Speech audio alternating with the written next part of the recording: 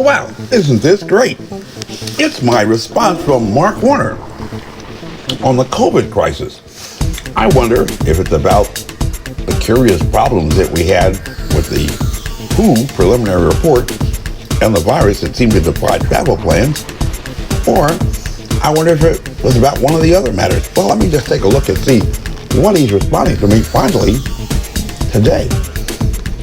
Dear Major Webb, thank you for contacting me regarding COVID-19, the novel coronavirus. Okay, we're tracking. We will get through this challenge, and it is important that we all work together to stop the spread of the virus and help our economy recover. Okay, that kind of makes sense. Okay, let's see where he gets to. Since this outbreak began, my top priority has been ensuring that our nation and the Commonwealth have the tools needed to fight this pandemic and protect the health and safety of all Americans. Many Americans have made sacrifices as a part of our country's effort to combat COVID-19, and the federal government must honor these selfless acts by passing policies that address both the health and economic impacts of the virus. Now wait a second, I kind of recall that until March 10th he was trying to get on the ballot, and then he signed legislation, introduced legislation to make sure that we could vote for him by giving us 45 days to vote in person. Oh well, maybe it's going to get to it. Congress and the administration have a responsibility to help workers and businesses make it through this difficult time. You may be assured that I am in frequent contact with state, local, and health officials to ensure that we are doing everything possible to provide the resources needed to fight this virus.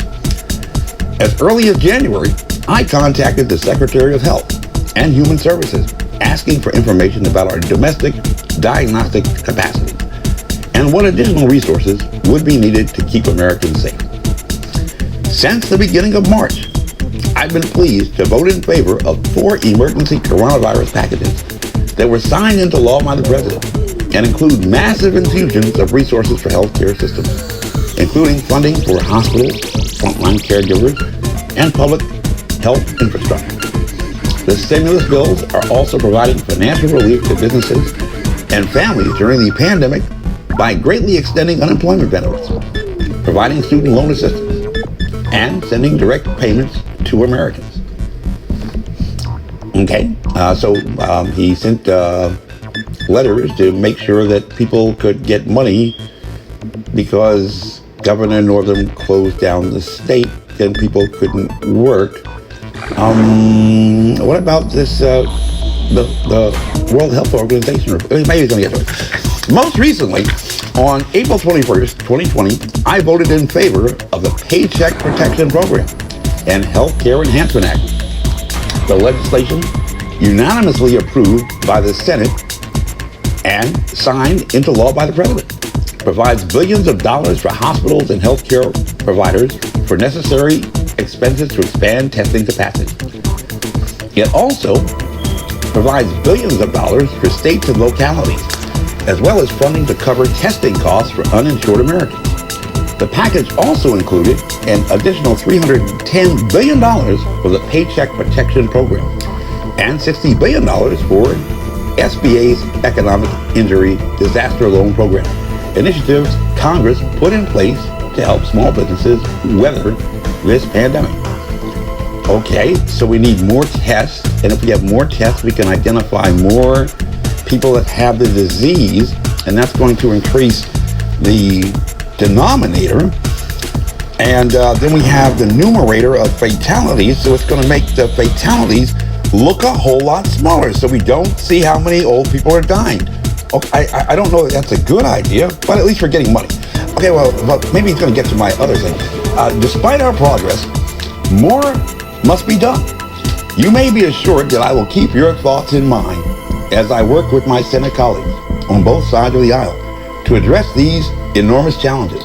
I appreciate hearing from you, and if you are in need of personal assistance related to the coronavirus, please don't hesitate to contact me through my website at blah, blah, blah, blah, blah.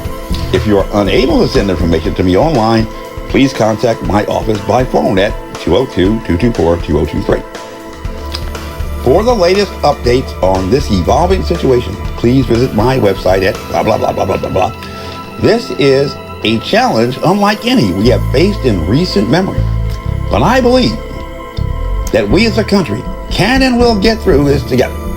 Sincerely, Mark Warner, United States Senator. Okay, he didn't say anything about the World Health Organization report. Why not? He didn't say anything about the 33,000 people that might have been exposed to coronavirus when he was trying to get on the ballot by March 10th. He hasn't said anything about anything. This is like a form letter. Well, at least he didn't mention that he initiated legislation to make sure that we could vote for him 45 days in person before Election Day.